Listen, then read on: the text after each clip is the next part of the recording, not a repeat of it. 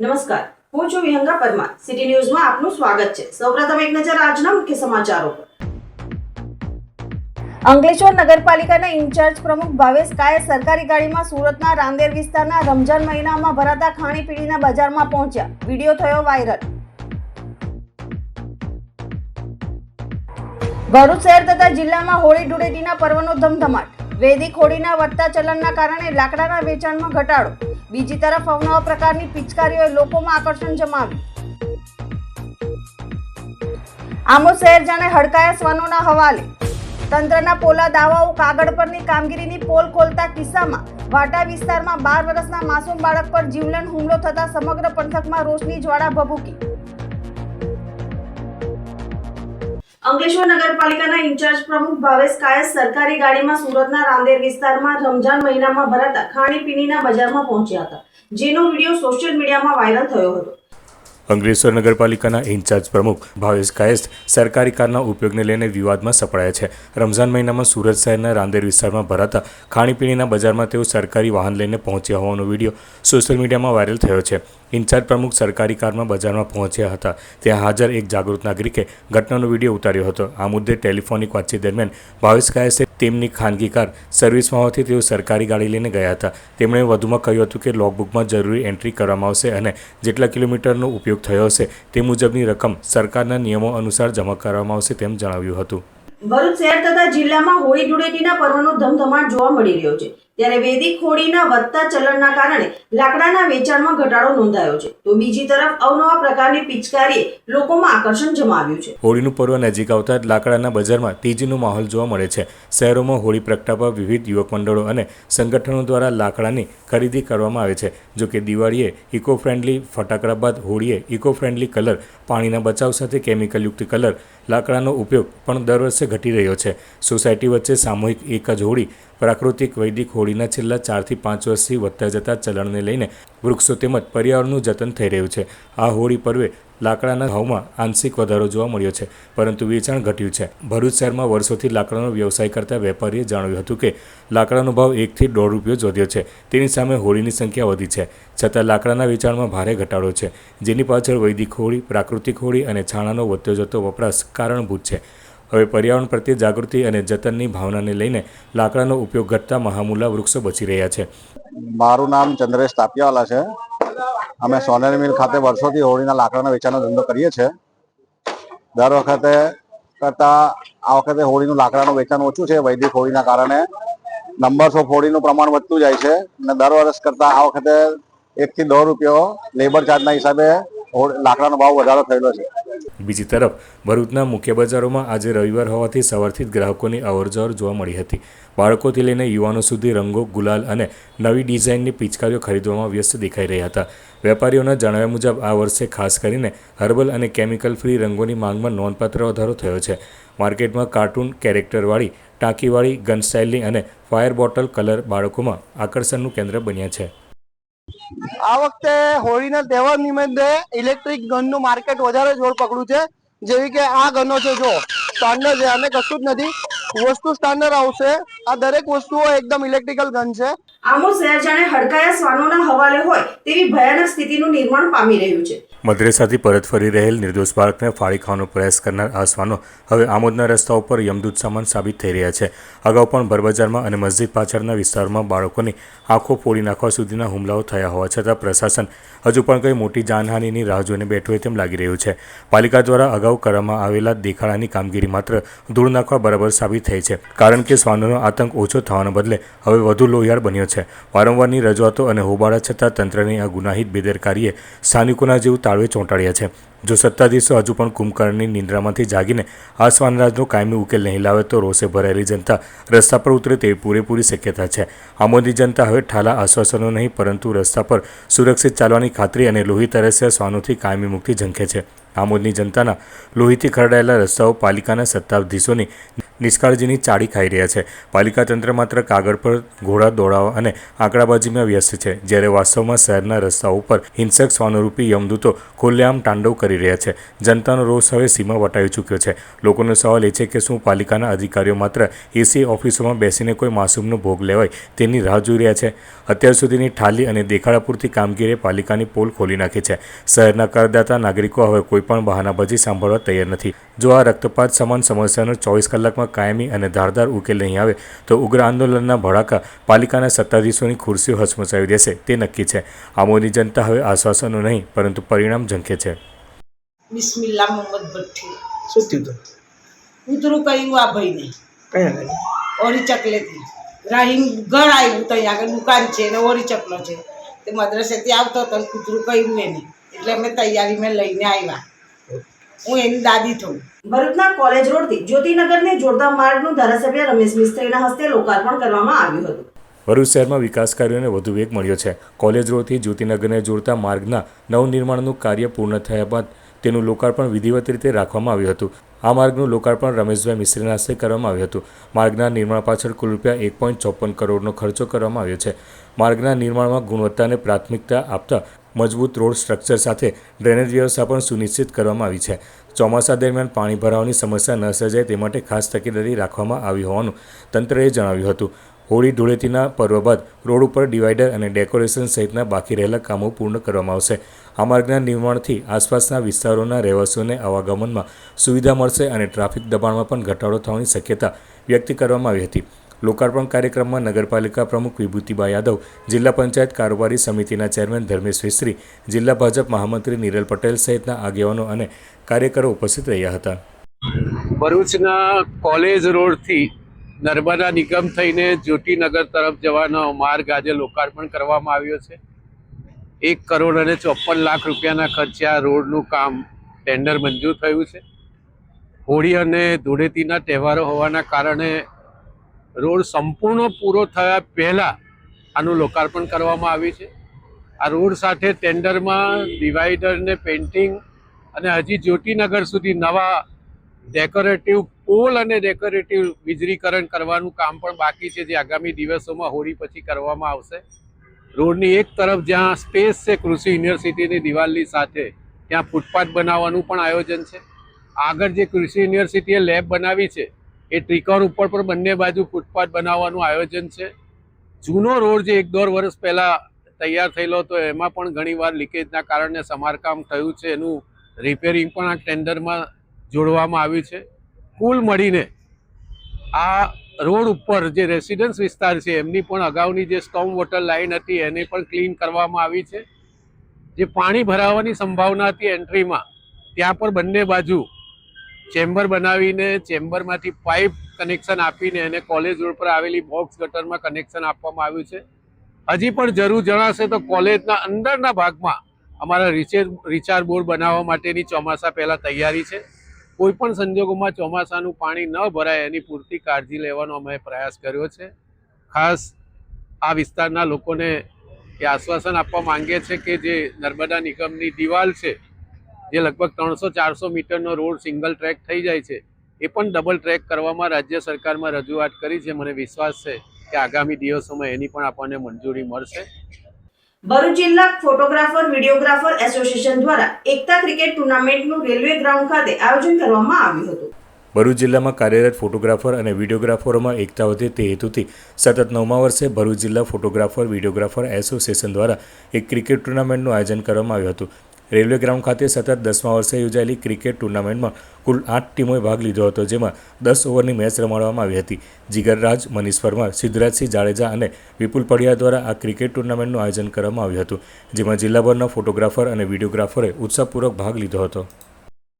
Bharuch photographer videographer એકતા cricket tournament છેલ્લા 9 વર્ષથી રમાડતા આવ્યા છે અને આ 10મું વર્ષ છે. ભરૂચના રેલવે ક્રિકેટ ગ્રાઉન્ડ પર આ ટુર્નામેન્ટનું આયોજન કરવામાં આવે છે. આ ટુર્નામેન્ટ 10 ઓવરની રાખવામાં આવે છે.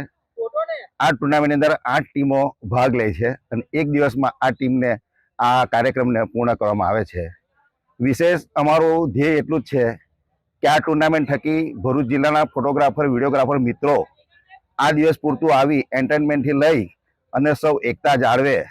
વિશેષ સાથે સાથે આખા વર્ષના ખૂબ ભાગદોડના જીવનની અંદર આજનો દિવસ એટલો અતિપૂર્ણ અને મહત્વ હોય છે કે એની અંદર સૌ એન્જોય કરે છે, પરિવાર સાથે આવે છે. અને આ ટુર્નામેન્ટનું આયોજન અમારા સિદ્ધરાજસિંહ બાપુ, જીગરભાઈ, વિપુલભાઈ અને મનીષ પરમાર દ્વારા વર્ષોથી અમે કરતા આવ્યા છે અને આવનાર દિવસોમાં પણ આયોજન અમે કરવા જઈ રહ્યા છે.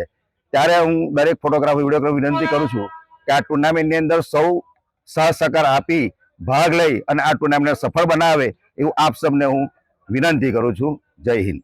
અંકલેશ્વરમાં હીરાબાનો ખમકાર ફાઉન્ડેશન દ્વારા 511 દીકરીઓને પ્રતિ દીકરી ₹7,500ની શૈક્ષણિક સહાયનો વિતરણ કાર્યક્રમ યોજાયો હતો. આ પ્રસંગે રાજ્યમંત્રી ઈશ્વરસિંહ પટેલ, સાંસદ મનસુખ વસાવા, ભરૂચના ધારાસભ્ય રમેશ મિસ્ત્રી વિશેષ ઉપસ્થિત રહ્યા હતા.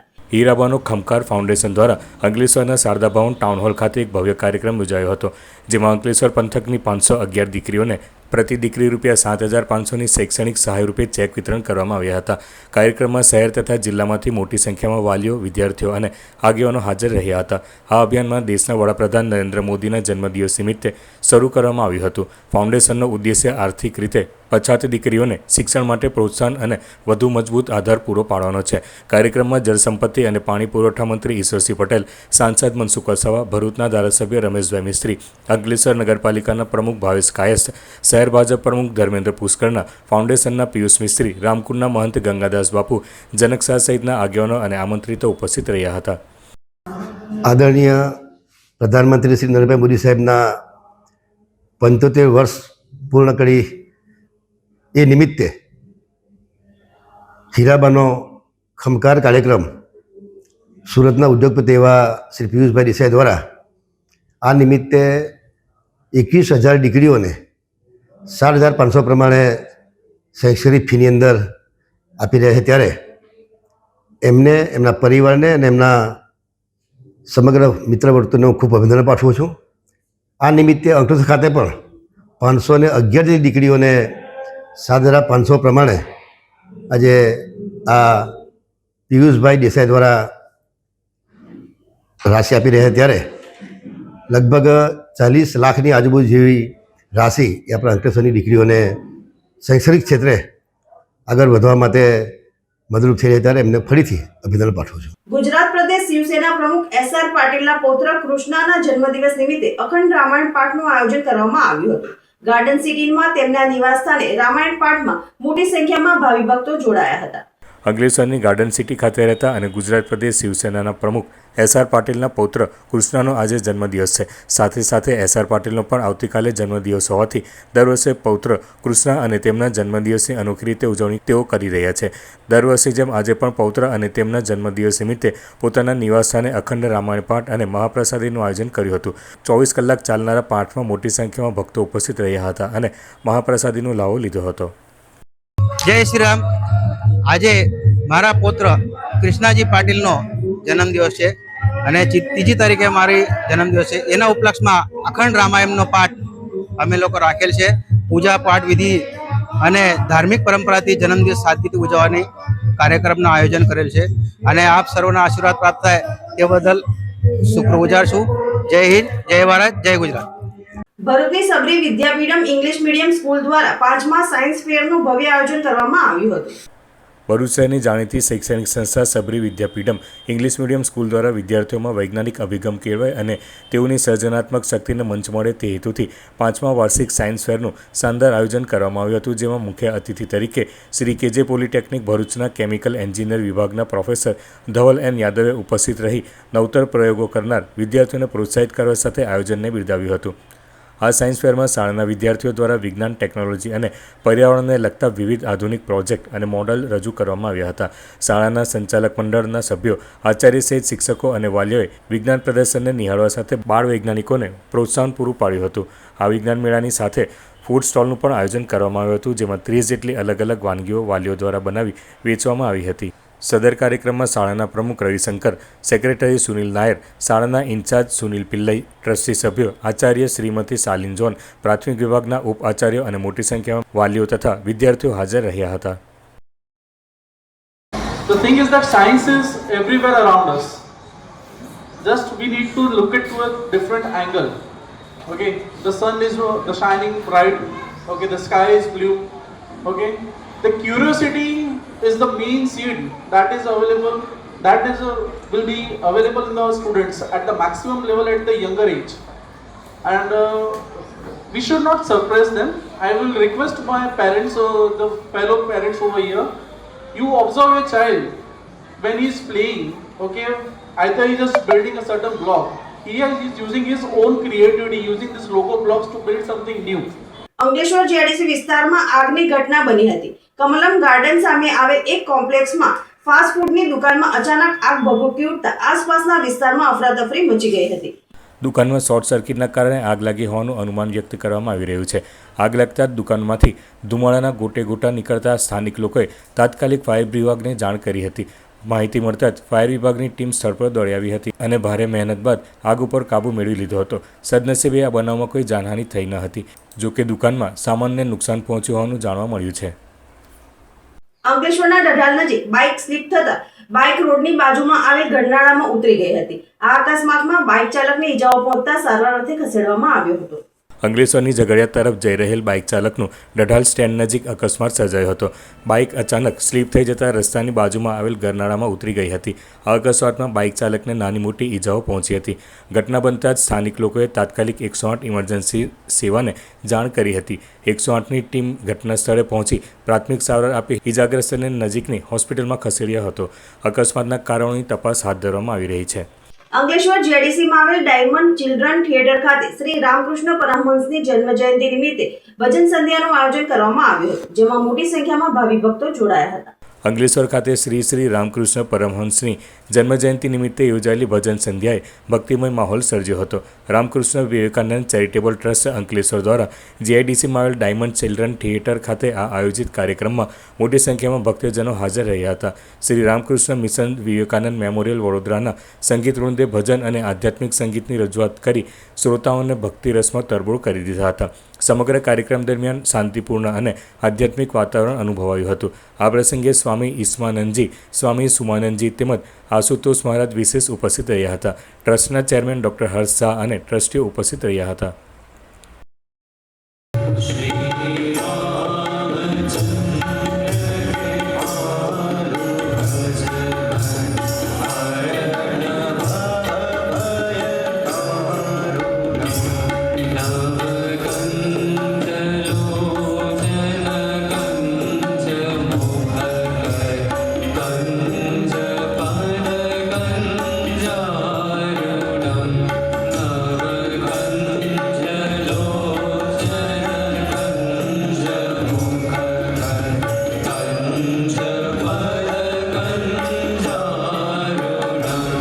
શ્રી શ્યામ સેવા ટ્રસ્ટ દ્વારા અંકલેશ્વરમાં ભવ્ય શ્રી શ્યામ પદયાત્રાનું આયોજન કરવામાં આવ્યું હતું. શ્રી શ્યામના જયકારાઓ અને ભક્તિમય ભજનોની ગૂંજ વચ્ચે મોટી સંખ્યામાં ભક્તજનો ઉત્સાહપૂર્વક યાત્રામાં જોડાયા હતા. શ્રી શ્યામ સેવા ટ્રસ્ટ દ્વારા અંકલેશ્વર જીઆઈડીસીમાં શ્રી શ્યામ પદયાત્રાનું આયોજન કરવામાં આવ્યું હતું. આ પદયાત્રા જીઆઈડીસીમાં એશિયન પેઇન્ટ ચોકડી ખાતે યોજાઈ હતી. આ આધ્યાત્મિક મહાયાત્રામાં ભક્તિનો ઉમંગ અને શ્રદ્ધાનો રંગ છલકાયો હતો. યાત્રા દરમિયાન ધ્વજ પાલખી અને ભજન કીર્તન સાથે ભક્તોએ શ્રદ્ધાભાવે પદયાત્રા કરી હતી. ટ્રસ્ટના આગેવાનો અને સેવાભાવીઓ દ્વારા વ્યવસ્થિત આયોજન કરવામાં આવ્યું હતું. માર્ગ વ્યવસ્થા, પાણીની સુવિધા અને ભક્તોની સુરક્ષા માટે વિશેષ આયોજન હાથ ધરવામાં આવ્યું હતું. સમગ્ર કાર્યક્રમ શાંતિપૂર્ણ અને ભક્તિમય વાતાવરણમાં સંપન્ન થયો હતો. આ પ્રસંગે શહેરના આગેવાનો, ટ્રસ્ટના સભ્યો તથા મોટી સંખ્યામાં ભક્તજનો ઉપસ્થિત રહ્યા હતા. શ્રી શ્યામના નામની ગુંજ સાથે યાત્રા પૂર્ણ થતાં ભક્તોમાં આનંદ અને આત્મિક સંતોષની લાગણી વ્યાપી હતી.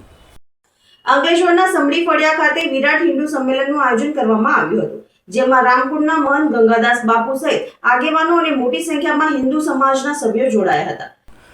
અંકલેશ્વર નગરના સમડી ફળિયા ખાતે હિન્દુ ધર્મ સંમેલનનું આયોજન કરાયું હતું.